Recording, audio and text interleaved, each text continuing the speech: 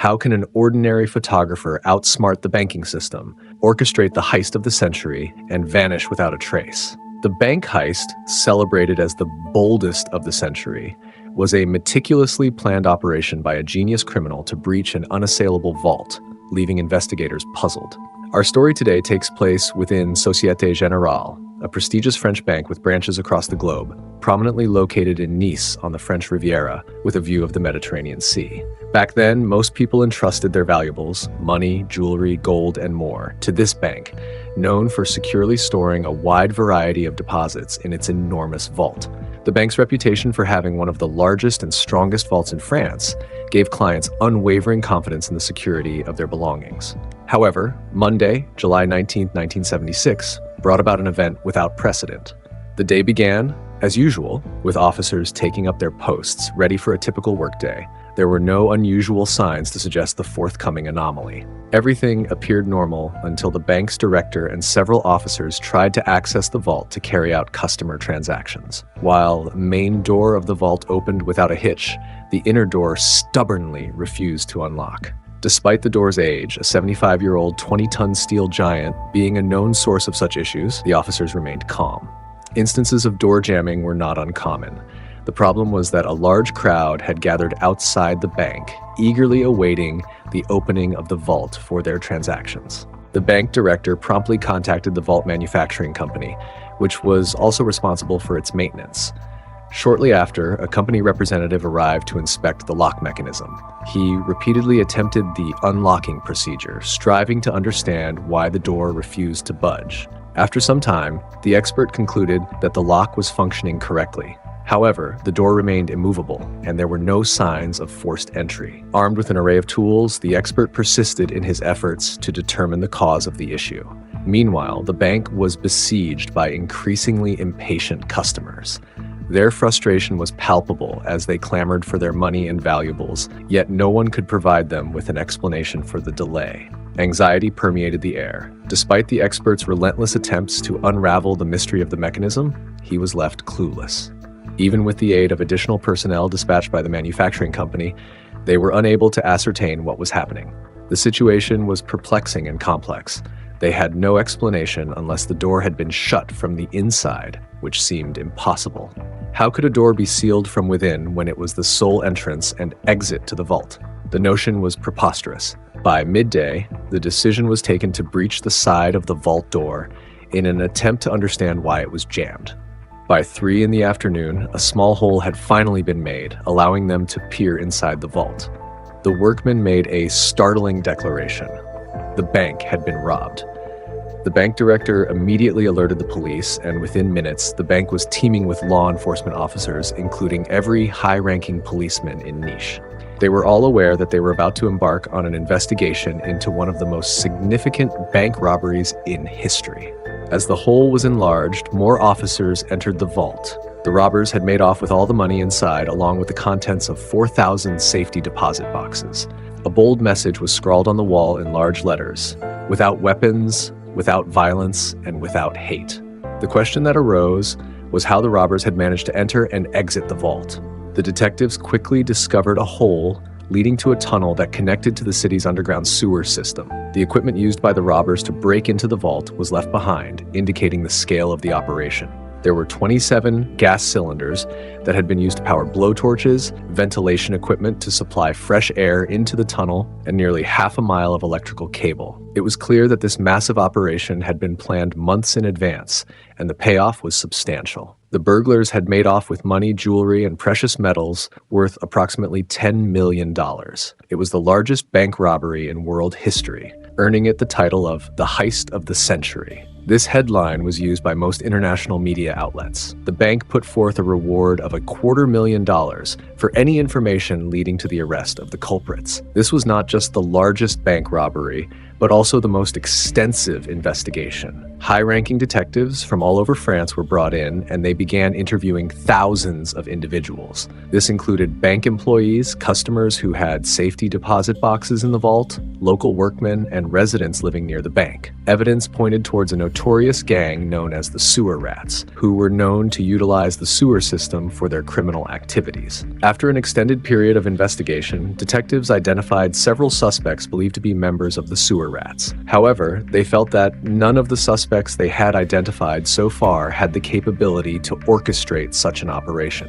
As a result, they decided to keep these individuals under constant surveillance as they were in pursuit of the mastermind behind the operation. A breakthrough came in early October when two men under surveillance attempted to sell gold ingots at a local bank. The bank employee traced the serial numbers on the ingots and found they matched those stolen from the bank. The police were alerted and the two men were promptly arrested. The authorities now had solid evidence linking these men to the gang and believed they could lead them to other members if pressured to speak. They hoped this would ultimately lead to the identification of the operation's mastermind. The police in France were informed that they could accuse the suspects' relatives of crimes they were unaware of, and they had the authority to detain any suspect and use any means necessary to extract a confession, even if such methods were deemed illegal.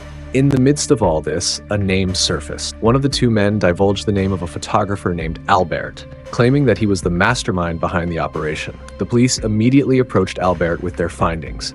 The man was visibly shocked and vehemently denied any involvement, leaving the officers in despair. He didn't fit the profile, and his claims of innocence were convincing. When inquiries were made about him, many attested to his simple life as a photographer. He was known as a charming, romantic man, deeply loyal, particularly to his wife. The couple preferred the tranquility of the countryside, far from the city's hustle and bustle. The idea of such a man planning a bank robbery seemed absurd to the officers. Nevertheless, Albert was taken into custody, and the detectives began their investigation anew, despite his continued assertions of innocence. The investigation stretched on for hours. The officers employed every trick in the book, both legal and illegal, to extract a confession, but Albert remained composed. During Albert's interrogation, the police conducted a raid on the cottage he shared with his wife. They discovered illegal weapons and bombs, which gave them an advantage in the interrogation. As previously mentioned, the police had no qualms about resorting to illegal methods to obtain the confession they sought. They threatened to charge his wife with possession of firearms and imprison her for many years, knowing full well that Albert's love for his wife would prevent him from allowing her arrest. At this point, Albert was compelled to reveal the truth to the police to protect his wife. He confessed to being the mastermind behind the operation and provided a detailed account of his plan. Albert revealed that the idea had first occurred to him 2 years prior when a neighbor who worked at the bank mentioned that the vault lacked an alarm system. Albert subsequently rented a safety deposit box at the bank. The bank allowed box holders to enter the vault unescorted, providing them with a degree of privacy when accessing their boxes. Albert entered the vault with his camera and meticulously photographed every corner, making detailed notes. Given the thousands of safety deposit boxes within the vault, he needed a plan that would allow him to remain inside for an extended period without arousing suspicion, enabling him to break into most, if not all, of the locks. After much contemplation, Albert concluded that the most viable option to gain access to the vault was through the city's extensive underground sewer system. However, the sewer system did not run beneath the buildings. Albert considered digging a tunnel from the nearest point in the sewer system to the bank building. This was a challenging task that required considerable effort and exploration. He spent weeks navigating the dank, musty sewer system, searching for a route that led directly to the bank and determining the optimal starting point for digging. To combat the unbearable smell, he smoked a Cuban cigar. Eventually, he realized that this was an impossible task. Posing as a contractor, Albert obtained a map of the city's sewer system from the city hall, which greatly facilitated his task. He eventually located the sewer branch closest to the bank and identified the ideal starting point for digging, closest to the vault. A tunnel of 30 feet needed to be dug. While this might not seem like a significant distance, the challenge lay in the fact that the digging was to take place beneath one of the city's busiest avenues. The noise from the digging could potentially be heard from the street above. Albert had the blueprint, but lacked the resources and manpower to execute it. So he journeyed to Marseille and met with leaders of various gangs, including the notorious sewer rats. They were captivated by the plan and eagerly agreed to assist him in return for a substantial share of the loot. They pledged to provide him with the necessary manpower and equipment to initiate the operation. Albert's first step was to station a group of men at the digging site, equipped with radios to alert the others if the police unexpectedly showed up. He took every precaution to ensure the operation's success. The digging process was grueling, as they were using traditional equipment to avoid detection. Moreover, the confined, hot, and poorly ventilated space posed significant challenges for the diggers. One day, the harsh conditions overwhelmed one of the men, causing him to faint. This incident compelled Albert to reorganize the workers into teams. Each team would work for 10 minutes before taking a 10-minute break. A doctor was even on standby for emergencies. To improve the working conditions, they installed a ventilation tube and ran half a mile of electrical cable, drawing power from a nearby garage to operate fans and lights. Albert believed that the success of the plan hinged on the comfort of the workers, so he made every effort to improve their working conditions. After 9 weeks of relentless effort, they finally reached the vault's wall in the early days of July. The team was elated, but Albert knew that the most challenging part was yet to come. Their next task was to penetrate a 12-inch reinforced concrete wall. While not an insurmountable task, it required the use of jackhammers and drills. Albert was concerned that the noise from the digging could be heard above ground, so he conducted a test. He went above the digging zone and instructed them to start digging. To his relief, he couldn't hear anything. They managed to break halfway through the vault wall that night and decided to complete the rest on the night they planned to enter the vault. The day of reckoning arrived on Saturday, July 17th. They chose this day as it marked the beginning of the weekend, and the bank would be deserted, providing them ample time to finish what they had started. That night, they entered the tunnel and resumed digging through the remaining 6 inches of reinforced concrete. The drilling took much longer than Albert had anticipated. It was 2 o'clock on Sunday morning when they finally breached the vault. Their first task upon entering was to weld the steel door to its frame. This would buy Albert and his gang some time to escape if someone tried to access the vault. They then began the process of breaking into the safety deposit boxes one by one. They were astounded by their findings. Jewelry, gold, money. It was everything they had dreamed of. They even celebrated their victory by dining inside the vault using gold plates found in one of the safety deposit boxes. That same night, an armed courier arrived to make a night deposit. This was a routine operation. An armored van delivered a suitcase full of money, which was dropped through a small hole leading directly into the vault without opening it. This unexpected windfall was like a gift from heaven for them. The sewer rats continued to break into the remaining safety deposit boxes. They spent nearly 27 hours inside the vault, managing to open only 400 out of the 4,000 boxes, but it was more than enough for them. At 5 o'clock on Monday morning, Albert declared it was time to depart. The bank would open in less than 4 hours. But before leaving, Albert spray-painted a memorable quote on the wall: "Without weapons, without violence, without hate." This phrase incensed the detectives, especially as people began using it as a casual greeting, laughing and applauding the crime. In the end, Albert was arrested along with the rest of the sewer rat gang. He provided the detectives with all the details we've discussed and expressed his willingness to cooperate, hoping to keep his wife out of the situation. Albert remained in police custody until a final judgment was made. During this period, Albert and his lawyer met with the judge every Thursday in his office. The judge wanted to assess Albert's state of mind and his readiness to cooperate. This routine continued for several weeks. During one of these meetings, Albert spent half an hour with the judge.